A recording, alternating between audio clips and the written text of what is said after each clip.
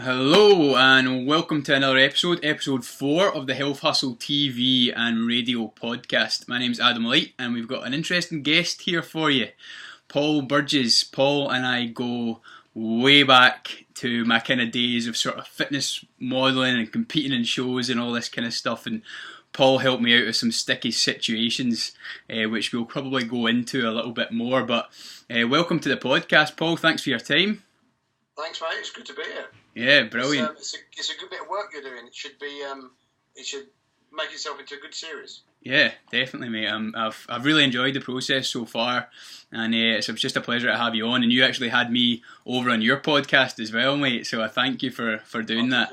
That's all right, good, mate. That was brilliant. I really enjoyed it. Right, so tell us a little bit about your background, Paul. What it is you do, so the kind of listeners have a bit more of an idea about who you are and what you're all about. Okay, so I run a company called Athletic Fitness and Nutrition, and we specialise in using what I like to think of as cutting-edge technology to get good results for clients. So our clients range from normal kind of people that you'd see that have got health issues, generally digestive problems. It also comes with other health issues as well, but we won't go so much into that now. Pro athletes, competitors, that kind of crowd. And we use functional medicine, we use DNA testing, we use blood testing, and we use my own experience and what I know from nutrition to get them into the shape that they want, depending on what their goal is. So if their goal is to compete, then we would approach it in one way. If they've come to us because they've got really bad digestion and they're bloating and the doctor's told them they've got IBS but they don't know how to cure it, then we'll deal with that in a slightly different way. So anything to do with nutrition, really, and we do a bit of personal training as well, depending on what the client needs. Yeah. The whole thing, mate. The whole shebang. Mate, that sounds absolutely amazing. I was wanting to kind of talk a little bit about, you know, the importance of calories and if and when we should be using them and how to use them and stuff like that. But you've kind of brought up some interesting points there that probably make a much more interesting conversation. Well, firstly, you definitely need calories. So you'll definitely need to bring them in at some point. You can't do it without. You think everyone should track calories? Well, I think you need calories. Whether you should track them or not doesn't even matter, but you definitely need them. Yeah, oh yeah. You said if and when you need them. Aye, well, you're right. You're right. Actually, sorry, I'm on your I'm on your wavelength now. Aye, you're No, you're definitely right. So, functional. What was that? Functional testing. Functional medicine is basically a process by which we test clients holistically. So everything gets tested: organs, hormonal structure, how certain parts of the body are interacting with other parts. Amazing. So when you approach an issue like that, what will happen is something like, for example, let's say somebody's not breaking down fats properly and they're not metabolizing fat. And we look at their system and they say, oh, okay, well, you're not metabolizing fat, so for some reason you're not producing enough bile from the gallbladder, let's say. So you turn around and say, okay, right, well, realistically, you just got to supplement with lipase, which is an enzyme that breaks down fat, and then, you know, the problem's solved. Well, what we do is we look at, well, why is the gallbladder not working, or why is the pancreas not working, or why is the liver subfunctional? And then we'll look at trying to cure what the issue is. So, give you an example. You went and had an interesting experience recently with Mr. Dengue mosquito, whatever it's called, right? Yeah, I had the dengue virus when I was on holiday, that's right. Right? Which is horrendously unpleasant for anyone that gets it, especially like yourself, who spent a lot of time in hospital, and it was very unpleasant. Yeah. Now, so far as the doctors are concerned and your consultant, they're saying that you're pretty much cured and you're on your way to good health and, you know, God willing, everything works out fantastic. Mm-hmm. However, you might come to me in 10 years' time and say, do you know what, Paul? I've got this big problem. I keep having, I don't know, digestive issues, or I keep having some chronic sort of bloating or something like that. Yeah, so it could be anything, right? Or I can't lose weight.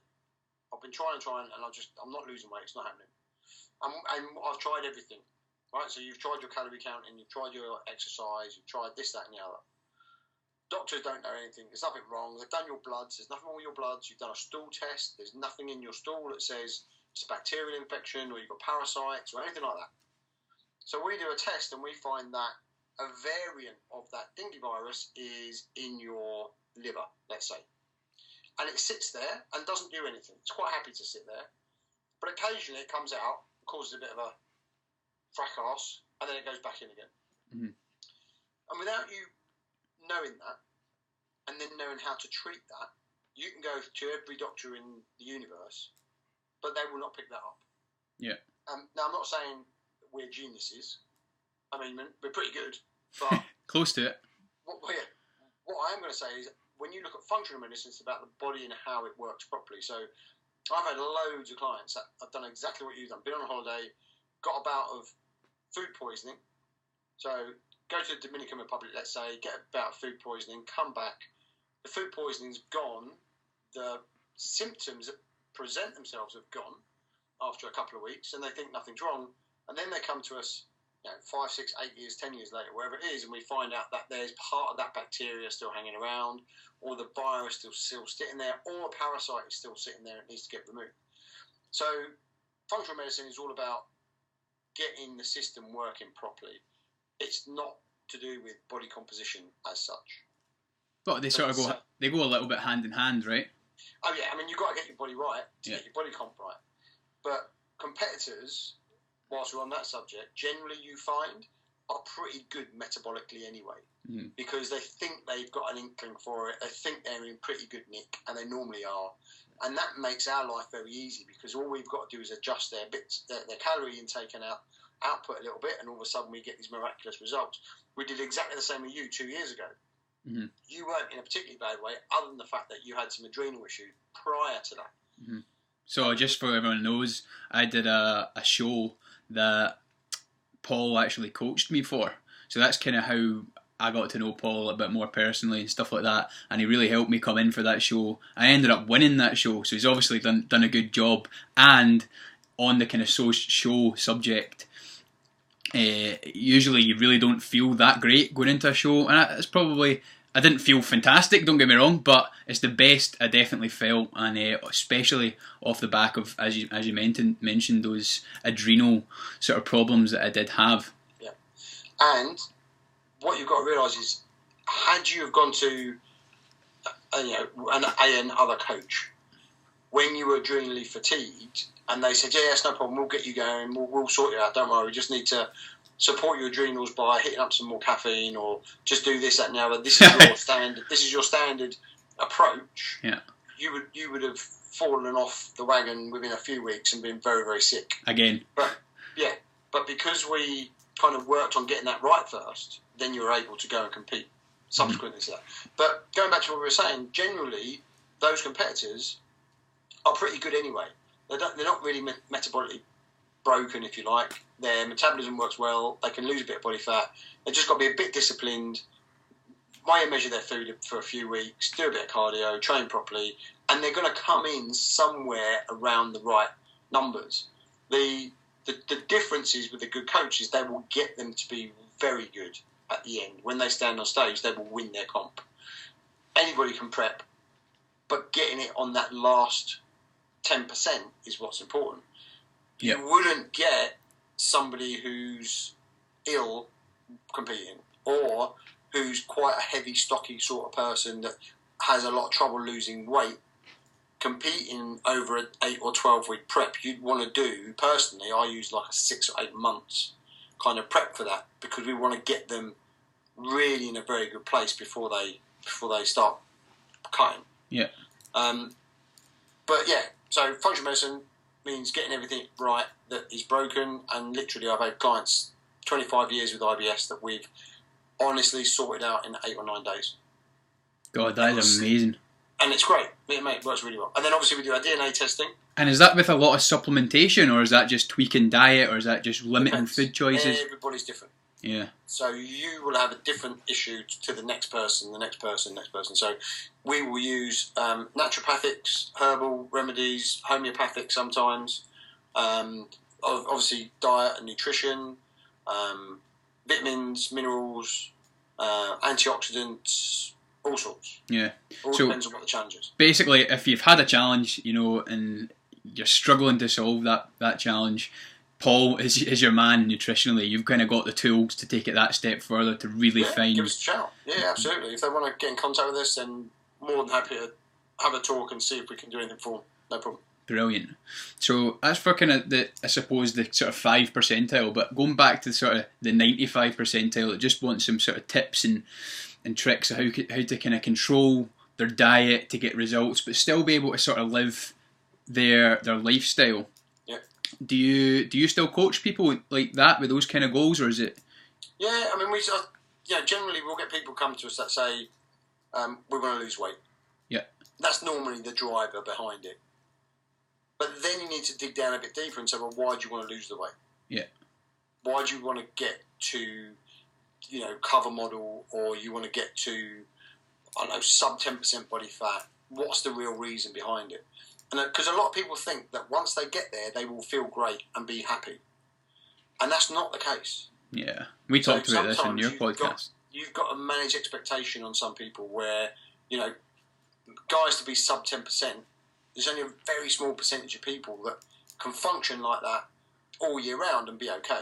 Yeah. Most of us need 12, 15% as a walk around type of weight for us to be healthy. Yeah. Yes, you can drop it down under 10, under 8, I had one at 3.5%, I think, last year, something ridiculous. But you can do them, but it's only for short periods of time. So the people that come to us, we want to find out what's motivating them, because that's going to be important. Halfway through a program, when they start saying, well, I really want to eat my weight in ice cream, yeah. They're not able to control that, right? I think the first thing to do with any client is to make sure that their underlying health is right.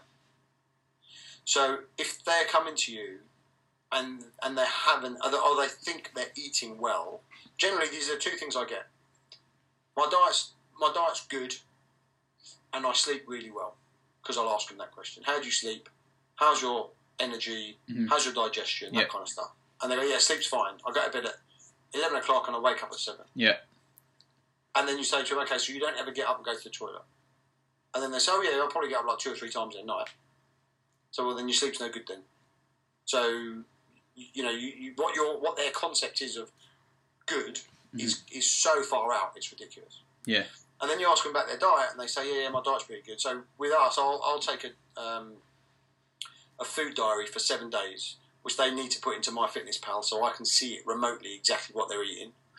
100% of people will underestimate what they eat, so they'll always be wrong, but there'll be a pretty good idea. And once we've got that, I can then look at whether they're putting on weight or they're losing weight or whatever it is they're doing. If their weight is stable at that calorie intake, then we know we just need to make some small adjustments and we can get them losing weight. But we also need to make this lifestyle adaptation, which is make sure you're getting in the right kind of calories. We're taking out all the known irritant foods, wheat, dairy, gluten, legumes and grains to start with. So we'd want to take them out to start so that we get rid of any underlying systemic inflammatory problems. And then we need to build in something that's flexible. So if someone works crazy hours or their job means that they cannot eat on a regular, like every 2 or 3 hours, whatever nonsense that is, and they go, oh, well, I can't eat every 3 hours. Well, then don't worry about it. Don't eat every 3 hours. Yeah. Have your breakfast, have your lunch, have your dinner. Yeah. End of. Stop worrying about it. Oh, it's got to be every 2 hours because it fires up my metabolism. No, it doesn't. It's nonsense. So getting it as flexible as possible for the client is a major contributor to success of that. Yeah. Because if they're not compliant to it because they can't stick to it, then they might as well not be doing it. And yes, people can go out and have a ice cream at the weekend, or if they want pizza, they can. I mean, it's not particularly good food. There's no way of dressing it up. It's just crap. But if someone wants to go out the weekend and they want to go and have steak and chips and ice cream to finish or whatever, or they're going to the cinema and they want to take their popcorn or sweets, or whatever else it is, then why not? Yeah, but you would say to them, make sure it's within your calorific value for the day. Not necessarily. If they want to, it depends on how stressed they are about this whole scenario. If their goal is weight loss, then yes, you've got to be a little bit more sensible about how much you have. Right? There's no point going out, oh yeah, I went out and I did have a few drinks and I had some pizza and so on, and you end up eating 5,000 calories that day when your daily intake is 2,200. That's going to affect your results. But if someone's just trying to live a good lifestyle, a healthy lifestyle, and balance is part of that, and part of that balance is not being stressed about every single thing you put in your mouth, and they want to go out and have a little bit extra that day, it's not the end of the world. It's all goal driven. So if the goal is weight loss, yeah, you've got to stay within it. If the goal is health and a good lifestyle that's long lasting and you can do forever, then you know what, if you go and eat 4,000 calories tomorrow and one of the meals is crap, don't stress over it, because there's no point. I'll give you a good example. Right? I don't eat pasta ever. That's a lie, but very, very rarely. Okay. Now I've got a client of mine who's a professional boxer, a guy called Derek Chisora, and he's fighting for the European title again soon. And I had to meet with him and his team the other night, and we were in a restaurant, and his team were late. Funny enough, he was on time, which makes a real big change because normally he's... Is that right? That's brilliant, having a high-profile client like that. Yeah, I've got a few. That's amazing. We've worked with in the past, but so we sat there at this restaurant. He goes, and I just finished a CrossFit class. Don't judge me, right? But I'm not judging. I think it's great. It's so hard, right? And so I just finished that. It was Monday. I'll tell you what, it was Monday night, and I've been doing CrossFit for a while, and I decided I needed to know a little bit more about the calorific burn in a class. And so I got a pretty good Polar Bluetooth. Was this Monday? This one just gone. Yeah. Mate, I got an update on my phone that says, like, congratulate, because we're friends in MyFitnessPal. It says, congratulate Paul for burning 1,500 calories or whatever it was. And I was like, bloody hell, what's he doing to burn that? Has he been exercising all day or something? Well, do you know what? Monday was a funny one because I trained in the afternoon and then I did CrossFit in the evening. And that evening class alone burned something like 830 calories in an hour. Madness, mate. Crazy. Anyway, so I've gone to meet him and he sat there and goes, oh, should we have something to eat? And honestly, I looked on the menu and I said, do you know what? I'm going to have ravioli. It was in an Italian restaurant. It was made there. It's handmade, all the rest of it. I never eat pasta. Mm-hmm. But I'd burn stupid calories that day. Like you said, over 1,000, 1,200 calories on exercise that day. I'd eat them properly anyway. And it didn't make the blindest bit of difference to my weight having a portion of ravioli that night. Big deal, right? So I know that I can have it on that day because my calorie balance is well within what it should be, and it's just one of those things. I'm not going to stress about it. I'm not going to worry about it. So when you're in tune with that kind of stuff, you can live on a normal life and not have a problem with it. It's the people that get so wound up about every gram and every meal and every kind of meal timing. Yeah. It's actually detrimental to them because it just gives them too much stress. Sorry, I've got to sneeze. Oh, it's not going to come. Sorry, I do apologise. So you mentioned, like pasta and stuff. There is a common one that a lot of people take out. I read an interesting book actually called Wheat Belly. Yeah. And can't remember his name. That was a big eye opener. And since then, I've always been wary about having like wheat and gluten and stuff like that in my diet. And I do notice the difference. You know what? Especially, I mean, my gut is actually okay, but I feel like when I eat big portions of pasta and things like that, I feel lethargic and it makes me negative. Yes. It definitely has an impact on how... Reason for that. Celiac disease is the common gluten issue that people have. Yeah. And when you have celiac, it breaks down some of the intestinal villi that line the wall of your small intestine, and you end up not being able to absorb food. So you can have the best diet in the world, but if you're not absorbing it, that's a big problem. People do die from it. However, a lot of people are okay with gluten. They're not intolerant to it. So like you say, your gut is okay. It's not a problem. The thing with gluten, and gluten is a protein that sits in wheat. And you know what? Sorry, this is a slight sidetrack, but someone posted something online yesterday about Weetabix, protein Weetabix. Really? With protein from wheat, and basically what they've done is filled it with gluten. Oh, that's brutal. Because that's the thing of it, right? But anyway, so gluten, when you eat it, it will not only cross the gut-blood barrier, because that's what protein does, and the amino acids are absorbed and got into the bloodstream, but when it's in the bloodstream, it will also cross the brain-blood barrier. And it attaches itself to the same sensors in the brain as Class A drugs. So it becomes very addictive in that if you have a bowl of pasta, you might find that half an hour later you want something else which is glutinous. Bread, so yeah, man, yeah. Go for bread, or you might go for tiramisu or cake. Yep. Or biscuits or something else with it in, because it's that stodgy sort of thing you want.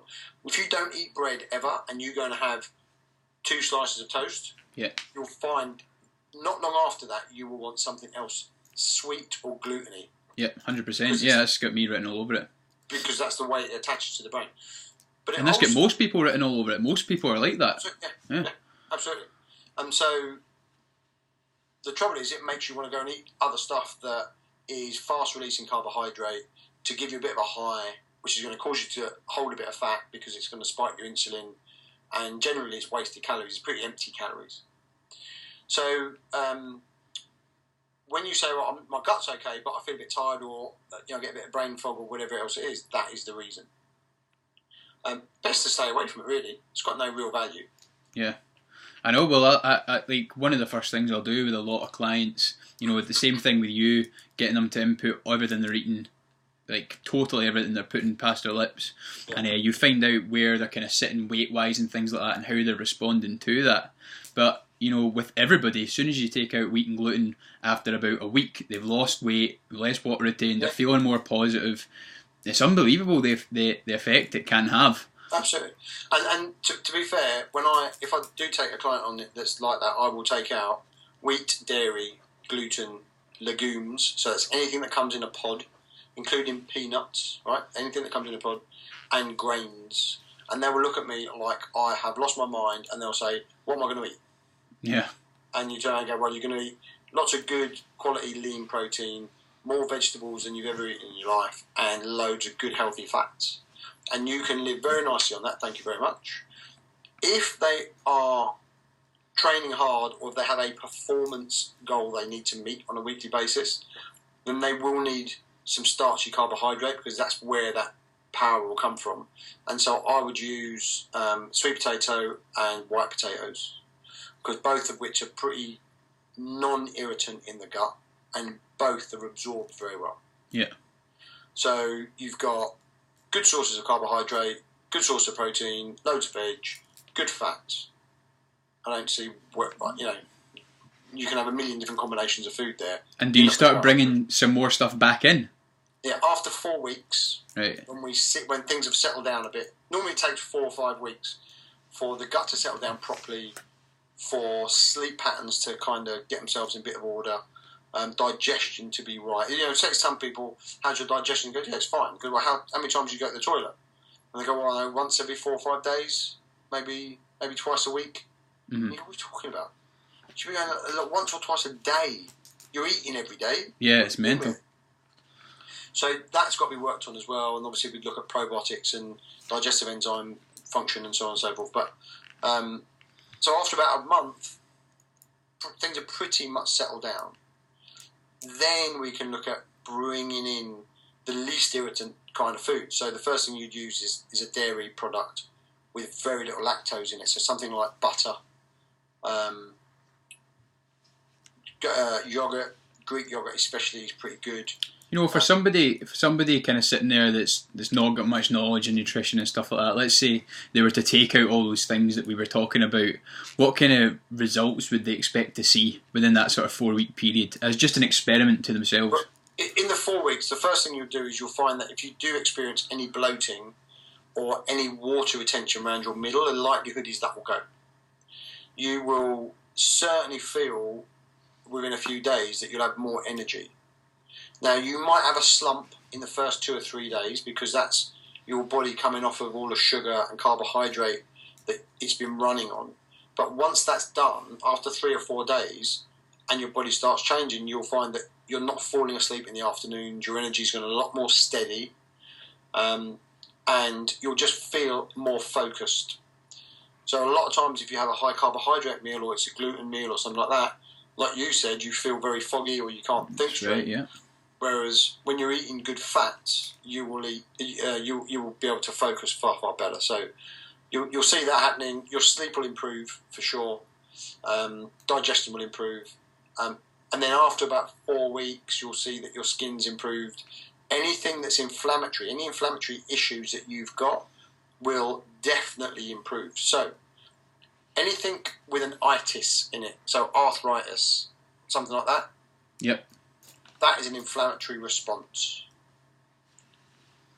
Things like eczema, psoriasis, that's another is. Psoriasis, which is a skin inflammatory response. Eczema, like I say, asthma, swelling of the joints, stiffness in the hands, that kind of stuff. Anything like that, you will see will undoubtedly improve. Yeah, is that the same with gout? No, you've got to be careful with gout because gout is the crystallization of molecules on the cartilage and on the joints. Yeah. And if you've got gout, the one thing people don't realise is the biggest issue with it is fructose. Right. So they'll go to a doctor and go, right, you've got to cut out all the rich meat, all the the liver and the dark meat and the red wine and all this stuff. They're thinking fruit and veg. And you've got to go and eat nice and eat clean and everything else. And that fructose will absolutely ruin you.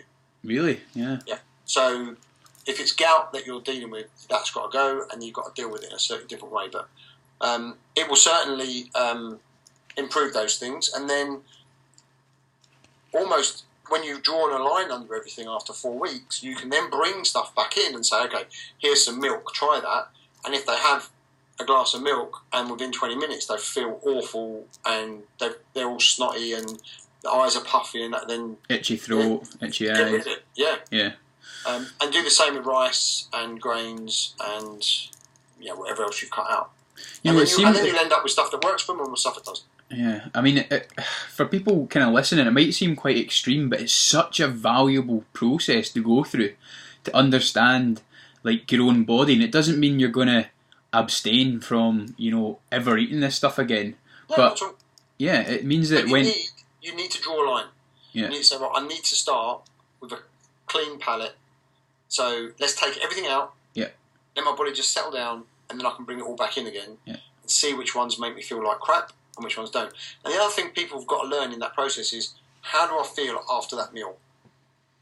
So if they're thinking to themselves about their energy, about how their mind's working, how they feel gut-wise after each meal, they can soon tell whether something's not right or not.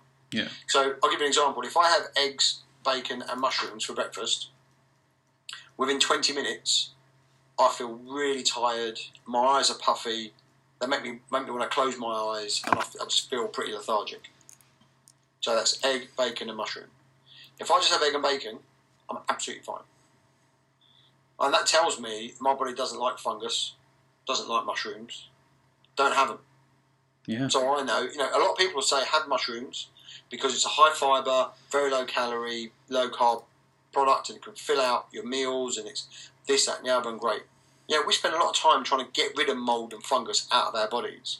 Why it is we put it back in, I don't know. So most people don't react that well with it, and I'm certainly one of them. So I know that, so right, I can't have that, put it away. I also know that if I have dark chocolate and almond butter, that I'll be able to go for another 3 or 4 hours quite happily, and be able to sit and do my work if I'm writing an article or I'm doing a blog post or whatever else it is, and I can really plough through some work there because the fats in it work really well for me. Yeah, well, me too, actually. That's a regular snack of mine, actually, as well. Yeah. So it's, so long as you're a little bit acute and aware of what you're eating and how you feel afterwards, that's really important. You know, you talked a little bit about fats there, but the general consensus on fats is that they're the enemy. Well, I think it's changing now. I mean, it was, clearly, if we go back to the 50s and Ansel Keys and his studies and what he did with saturated fat and the rate of heart disease in countries that ate lots of saturated fat. It's quite a famous study. I'm not going to bore you with it, but basically he went to 22 countries. He looked at how much saturated fat they ate and what rate of heart disease they had. And then he came back and he picked 7 countries out, which showed in a straight line that the less fat you eat, the lower the risk of heart disease. Then he took that to the American government, who were very open to listening to him, and they changed their complete recommendation and said, from now on, low fat diet completely, not even low saturated fat, a low fat diet, high carbohydrate, moderate protein. And 2 things. One, the study was flawed because he cherry-picked the 7 nations that he wanted to make that line. So if you take another 7 cherry-picked, you can make the complete opposite. You can show that the higher saturated fat, the lower the heart disease. And if you just looked at all 22, it just shows that it's pretty average, to be fair. It's pretty even throughout. Mm-hmm. But that's not very exciting. And then the second thing that happened is we've now, 50, 65 years later, we've had the biggest human experiment in the history of mankind. And it's been proven, without a shadow of a doubt, that if you follow a diet of low fat, high carbohydrate, moderate protein, you will create the highest rates of cardiovascular disease, cancer, diabetes and obesity in the world.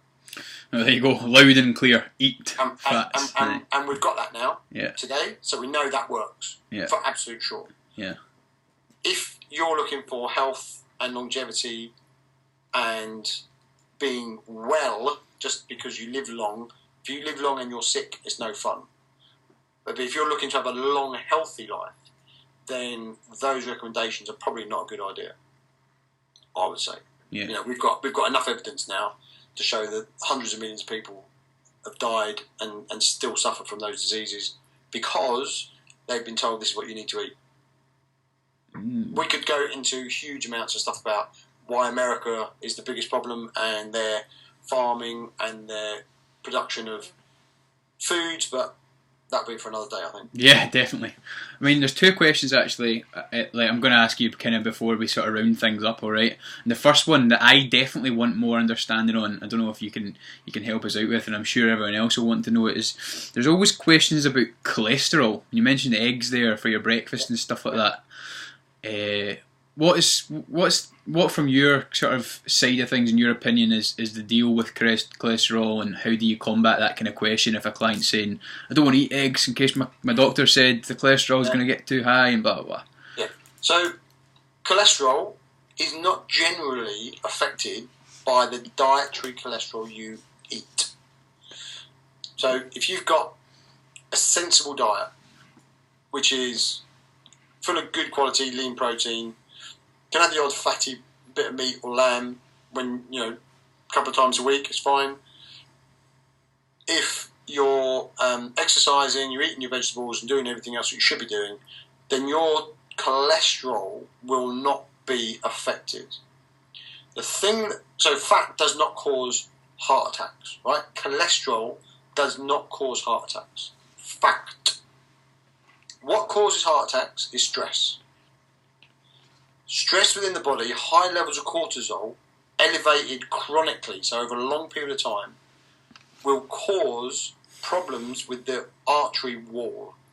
So it will damage the artery wall and make it thin and hopefully not permeable, because if it does, then that's the end of it, but it will start thinning out the wall and causing problems, which the body then adapts to by laying down plaque or cholesterol over those problem areas to strengthen them.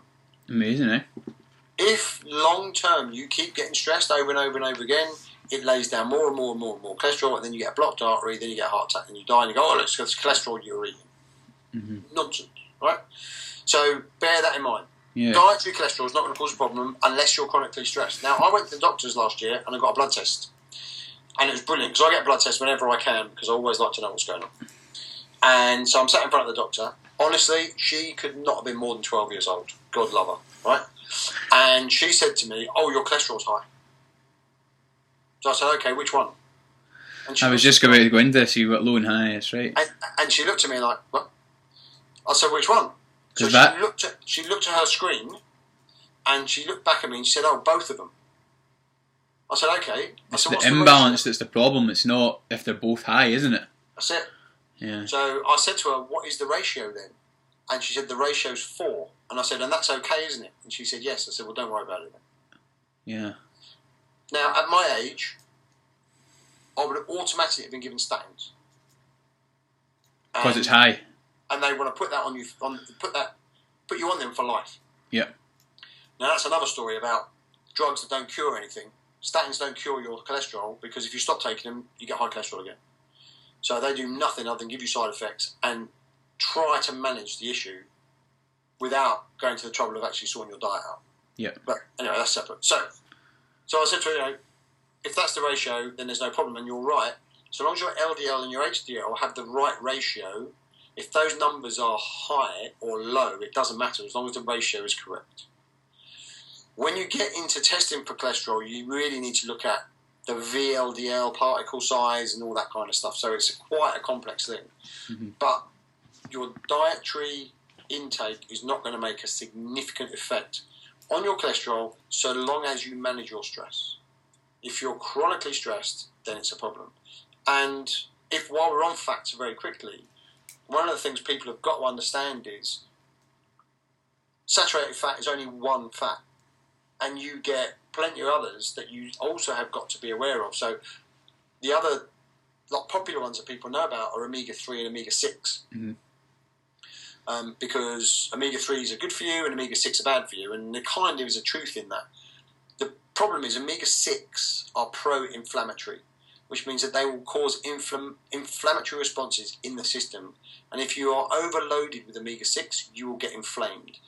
So the standard American diet, unfortunately the standard UK diet, which is not the same as a standard European, because if it was, we'd all be eating Mediterranean food.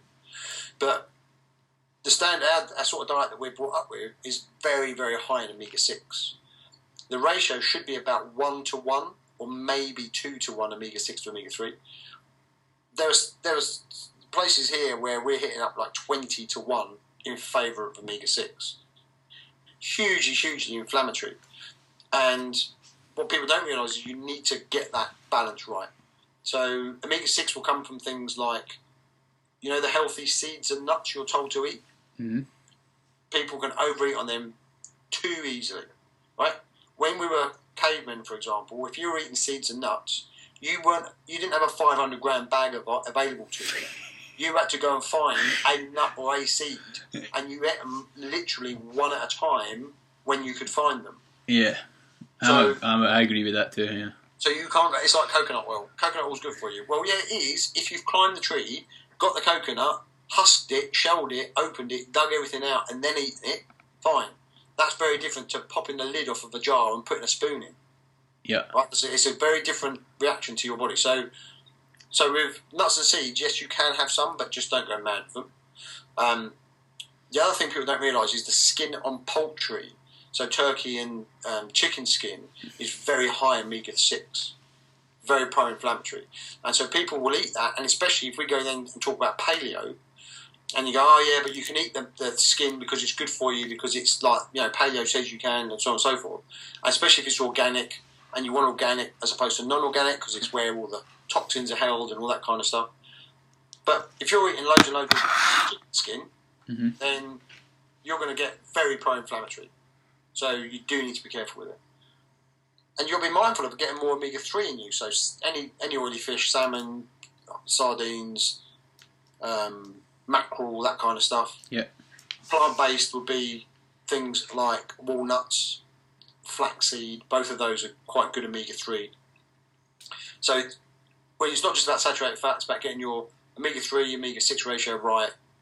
And as long as you're eating healthy foods and it's in the right portions, don't do anything to an excess, you'll pretty much be on the money. Yep. Because what will happen is you'll naturally manage your appetite. It's when you start eating loads of fast-releasing carbohydrates, sugars and so on that your leptin and ghrelin levels and your insulin goes completely out the window and you end up eating everything in sight and not feeling full. And that's one of the main problems we get with competitors when they come off stage and they decide they're going to go and stuff their face with 5,000 calories. That goes on for the next 3 weeks and they put on 2 stone. Yeah. And that's where you've got to reverse out probably. And as you say, like I think a lot of this as well, some people might think you're kind of overcomplicating it and stuff like that as well. But most people, like you said, don't address the issue until it's too late. Well, yeah, I mean, if they've been brought up with, there's an ad, there used to be an ad, I don't know if it still goes now, where it says mum's gone to Iceland, right, where they go and buy frozen food, buy a bag of chicken nuggets for £1, put it straight in the oven, have that with your frozen chips and your peas. That's a healthy meal, and you see it on adverts as a healthy meal, a balanced diet. Yeah. If that's what they've been brought up with, then they just think it's normal. And the person next door eats it, and I go around to my cousin's house and they eat it, and so what's the problem? There's a big education issue when it comes to food. Jamie Oliver's doing what he can to get the kids to understand things are different, but education is where it has to start. And if you've been brought up like that and your whole family does it and generations of your family does it, you're going to sit there and go, well, what's wrong with that? I mean, not being funny, mate, I'm talking to somebody from the country that's got the deep-fried Mars bar or whatever it is you lot do up there. Yeah. So, education is quite important, and you can see why if you go to some of the areas in any inner city, the quality of food's quite poor and the choices are very poor. And so people say, yeah, but if I eat organic, it's really expensive. We go, well, is that expensive, or is it other food you're eating cheap? And if it is cheap, what goes on to process it, to manufacture it? Because if it takes that much money to make decent food, what corners are they cutting to give you this crap that's costing you half the price? That's a very good point, mate. Very good point. I love that. I've never looked at it from that perspective, but I like that. I'll remember that. Right, mate. I'm gonna round things up a little bit here. Go for it, mate. Been brilliant today. I can talk. Sorry, mate. I'll go on a bit. No, it's fantastic. That was God, blown my mind. Absolutely brilliant. So much valuable information there. But I'm just gonna ask you a couple of questions. All right. So I'm gonna ask you what your favourite exercise is in the gym. Overhead squat. Overhead squat. Brilliant. Good one. Favourite book? My favourite book at the moment is The Hybrid Athlete by, surname is Viada. What's his first name? Can't remember. Look up The Hybrid Athlete, you'll find it. It's brilliant. Brilliant. Okay, favourite quote? Right, I knew he was going to ask me this. I have to read it out because it's quite long, right? Hit me. So, it says, man surprised me most about humanity because he sacrifices his health in order to make money. Then he sacrifices money to recuperate his health. And then he's so anxious about the future that he does not enjoy the present, the result being that he does not live in the present or the future. He lives as if he's never going to die, and then he dies having never really lived. And that to me, I think, is a brilliant quote, and that's from Dalai Lama. Not that I'm religious I'm a bit spiritual, but I think that's brilliant. It Absolutely brilliant. We've just got it wrong, basically. Totally wrong, yeah. Live your life every day and enjoy it. Yeah. Oh, mate, love it. Any kind of words of wisdom to sort of see us off here, like you would give to kind of people going along their journey looking to maximise their performance, not only from their body and the way it looks, but just in general with their lifestyle and how they think, feel and function? The things that I would concentrate on for anyone is get your sleep right. And I know people will go, well, what's that about? But that is probably one of the most important things for you to be able to regenerate yourself and be able to live a long, healthy life. So get your sleep right. Find the fuel mix that works for you. which means find the right amount of carbohydrate and fat in your daily diet that gives you the energy you need, but the focus you need as well. Everyone's individual. You've got to tinker around with that and mess about with it. Eat well, so eat the foods that are good for you, but eat the ones you like. I had a conversation with someone today who said, I do this blend in the morning of whatever it is, and then I drink it on the train, but it makes me gag. So, well, why the bloody hell are you drinking it then, you mad woman? What's the point, right? It's got spinach in it, it's got this and that, and so it sounds foul. So don't stop it. Stop being silly, right? And the other thing that I'm going to leave you with is a supplement that I am huge fan of, and it's nucleotides. And nucleotides are needed in every cell replication in the body. You need 3 billion of them every time you replicate a new cell. And they are found in the diet in organ meats. Liver, heart, lungs, kidneys, that kind of stuff. All the stuff we don't eat anymore. Wow. So when it comes to a health perspective, not only are they very good for the gut and the gut wall, they're extremely important for immune function, and they will get you recovery like you will not believe if you're training. So all my athletes take it, and it is something that actually I'm going to write a post probably this weekend, speaking out and just saying, right, from now on, every client of mine is going to be recommended them regardless of what it is. So that's my tips. Love that. Nucleotides. And if you want to know more about it, then go to my Facebook and you'll be able to look some stuff up. But it's pretty cool. That was my last question. So where do they find you? Where's your Facebook? What is your website and stuff? Go to Facebook. You can find me. I just Athletic Fitness and Nutrition is the business page, but go to Paul Burgess. Go to the link on there and go to Paul Burgess, because that's where I stick all my stuff, which is my personal page. I don't know why, I just do. If you can't find me there, then go through Adam, because we're friends, so you can get through him through there. Instagram is @Athletic Nutrition. Facebook is @Athletic Nutri, and the website is athleticnutrition.tv. So any of those, you can find me, and if you can't get through to any of them, send an email to Adam and he'll forward it to me. Magic. I'm going to post all those links anyway with this post in the blog, so they'll be able to get them there. So, mate, thank you very much for coming on. That was absolutely brilliant. I think I probably could have talked to you for hours and hours and hours there. I have got so many questions down here written. Let's just set up another one, and we'll do it. Set up some other questions, and we'll talk about other things. Magic. Sounds good, mate. Sounds good. Right, thanks for coming on, Paul. Pleasure, mate. Appreciate your time. Cheers. All the best with the podcast, and we will speak soon. Thanks, mate. Thank you. Cheers.